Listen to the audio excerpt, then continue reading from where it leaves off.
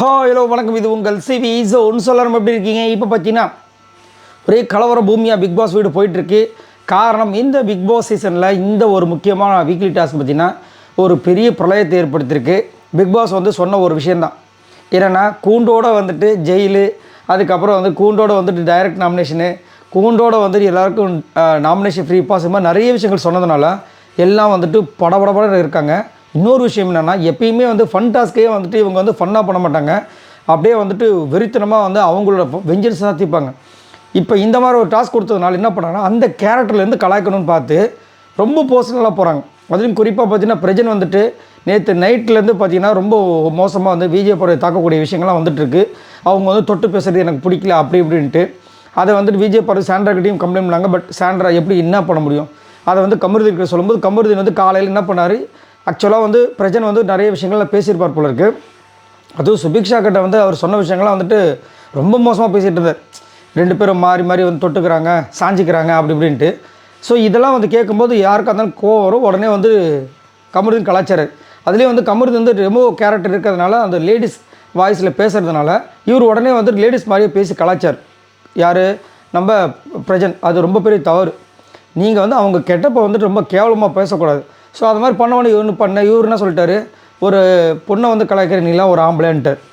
அவருக்கு சுருன்னு இருக்குச்சு. உடனே வந்து கிட்டவா நான் காமிக்கிறேன்ட்டார் இவர். ஸோ இதை வந்துட்டு கிவ் அண்ட் டேக் பாலிசி மாதிரி வந்து ரெண்டு பேர் மேலேயும் தப்பு. பட் இது வந்துட்டு கண்டிப்பாக இது வரைக்கும் கமருதீனை கலாய்க்காத விஜய் சேதுபதி 2 வாரமாக இப்போ வந்து கலாய் பண்ண மாதிரி தோணுது. பட் பிரஜன் வந்து மாதிரி அக்யூசேஷன் வச்சது ரொம்ப பெரிய தப்பு. இப்போ என்னென்னா, பிரஜனுக்கு உள்ளுக்குள்ளே ஒரு காண்டாகுது. நம்ம வந்து விஜய் கலாய்க்கிறதுக்கு ஒரு விஷயத்தை பண்ணுறோம், இவன் எதுக்கு உள்ளே வரான், இவன் வரதுனால நம்மளால் வந்து இது பண்ணும். ஏன்னா எப்பயுமே பிரஜன் வந்து விஜய் சண்டை போட்டுருவார். ஆனால் கமருதீனுக்கு வச்சுக்க மாட்டார். எப்பயுமே பார்த்தீங்கன்னா கமருதீன் கிட்ட மட்டும் இல்லை, மோஸ்ட்லி பாய்ஸ் கிட்ட ஜென்ஸ் கிட்ட வச்சுக்கிறது கிடையாது. இவரோட டார்கெட் பார்த்தீங்கன்னா வர வர விஜய் மட்டும்தான் இருக்குது. நடுவில் கொஞ்சம் சைலண்ட்டாக இருந்தார். சரி, சைலண்ட் ஆகிட்டாரே. அப்போ வந்துட்டு ஆரியோட சொன்ன விஷயங்கள்லாம் வந்து மைண்டில் ஏற்றிட்டு நல்லா பர்ஃபார்மன்ஸ் பண்ண போகிறார். பார்த்தா இவர் இன்னும் அப்படி தான் இருக்கார். இப்போ என்னென்னா, அதை வந்துட்டு என்ன பண்ணுறாரு, சைலண்ட்டாக போய்ட்டு கமருதீன் தனியாக கொண்டு போய் பேசுகிறார். நீ எதுக்கு உள்ளே வர அப்படின்போது, இல்லைண்ணா நீங்கள் வந்து அப்படி பேசலாமா, முதல்ல அந்த பொண்ணை வந்து அந்த மாதிரிலாம் பேசலாமா அப்படின்னா, நைட்டு என்ன நினச்சி தெரியுமா, நான் எதாவது சொன்னேன்னா நான் எதாவது சொன்னான்றாரு. நான் எதாவது சொன்னான்றாரு. ஆனால் நைட்டு எதாவது என்ன நடந்துச்சு எனக்கு தெரியணும் போது அந்த பொண்ணு கூட இருந்தது கமருதீன். அப்போ நான் அதில் சம்மந்தப்பட்டிருக்கேன், என்னையும் நீங்கள் எல்லாம் சேர்த்துக்கிறேன். இன்னும் நான் சொல்லவே இல்லை அப்படின்றாரு. இது எப்படியா இது? அவர் அதான் கலாய்க்கிறாரு. நீ எனக்கு பாடம் எடுக்காதன்றார் பிரஜனு.